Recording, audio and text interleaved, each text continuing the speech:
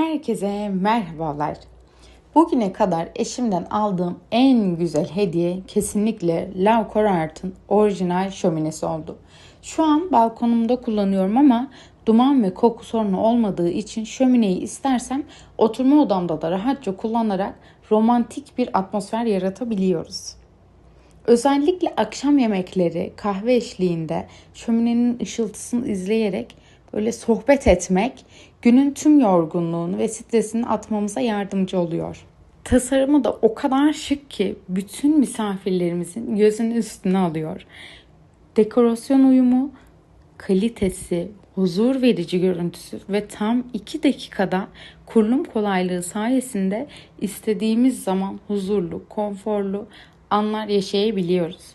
Üstelik şöminenin yarattığı samimi ortam, eşimle geçirdiğimiz vakitleri daha anlamlı ve keyifli hale getirmeye başladı. Siz de benim gibi romantik ve huzurlu bir ortam oluşturmak istiyorsanız, Love Art'ın web sitesini ziyaret ederek bu özel deneyimi evinize taşıyabilirsiniz.